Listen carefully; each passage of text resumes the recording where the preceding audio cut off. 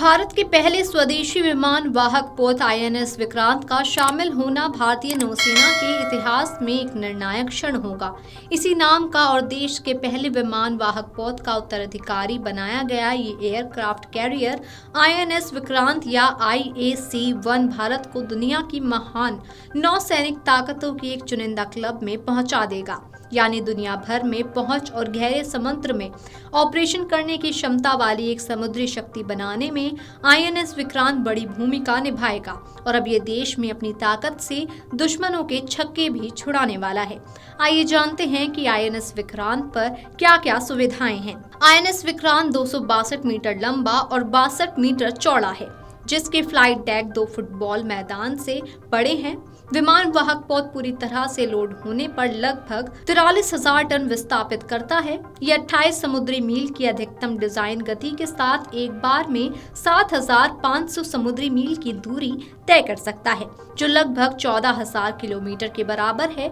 इस 18 मंजिल ऊंचे एयरक्राफ्ट कैरियर में करीब 2,400 कंपार्टमेंट हैं, जिन्हें 1,600 लोगों के रहने के लिए डिजाइन किया गया है। इसमें महिला अधिकारियों और नाविकों के लिए विशेष कैबिन भी है।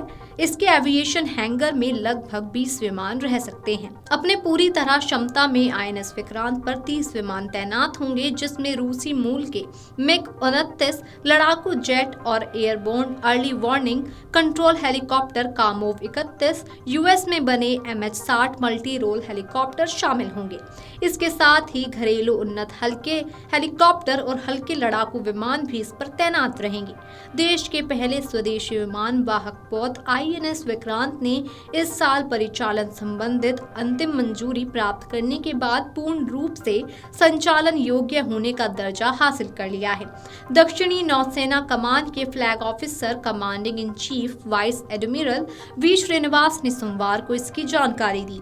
कोची में नौसेना के पोत आईएनएस शार्दुल पर मीडिया से बात करते हुए श्रीनिवास ने कहा कि आईएनएस विक्रांत ने इस साल अंतिम परिचालन मंजूरी हासिल कर ली है। उन्होंने कहा कि विभिन्न परीक्षणों को पूरा होने और जहाज के बेड़े के एकीकरण के साथ आईएनएस विक्रांत अब पूरी तरह से संचालन योग्य है और पश्चिमी बेड़े के तहत काम कर रहा है। श्रीनिवास ने इस बात पर जोर दिया कि देश और नौसेना के लिए गौरव का प्रतीक ये जहाज भारतीय नौसेना के सभी अभियानों और प्रतिबद्धताओं को पूरा करने में पूरी तरह से सक्षम है। प्रधानमंत्री नरेंद्र मोदी द्वारा 2022 में कमीशन किया गया आईएनएस विक्रांत अब पश्चिमी नौसेना कमान के अधीन है और ये नौसैनिक जिम्मेदारियों को निभाने में भी सक्षम है। भारतीय नौसेना पर्यावरणीय रूप से टिकाऊ संचालन को बढ़ावा देने के लिए हाइड्रोजन ईंधन के उपयोग में उपाय खोज रही है। उन्होंने कहा कि इस लक्ष्य को हासिल करने के लिए नौसेना कोचिन शिपयार्ड लिमिटेड जैसी एजेंसियों के साथ नियमित संपर्क में है। भारतीय नौसेना रूस के कीव क्लास के आईएनएस विक्रमादित्य और नए आईएनएस विक्रांत के अलावा तीसरे विमान वाहक पोत की मांग पर जोर दे रही है। लगभग 65,000 टन की प्रस्तावित विस्थापना क्षमता के साथ दूसरे स्वदेशी विमान वाहक पोत का नाम आईएनएस विशाल रखा जा सकता है, जिसके पीछे सोच ये है कि अगर किसी कारण से तीसरा विमान वाहक पोत मरम्मत के लिए गया है तो भारत के पास किसी भी समय 2 विमान वाहक पोत सक्रिय हालत में हो। Video desk amarujala.com। अगर आप ये वीडियो YouTube पर देख रहे हैं तो हमारे चैनल को सब्सक्राइब कर बेल आइकन दबाएं और Facebook पर देख रहे हैं तो हमारे पेज को लाइक करें। 8 मिलियन प्लस सब्सक्राइबर, आपके इस भरोसे के लिए बहुत धन्यवाद। अगर आप ये वीडियो YouTube पर देख रहे हैं तो हमारे चैनल को सब्सक्राइब कर बेल आइकन दबाएं और Facebook पर देख रहे हैं तो हमारे पेज को लाइक करें। 8 मिलियन प्लस सब्सक्राइबर, आपके इस भरोसे के लिए बहुत धन्यवाद।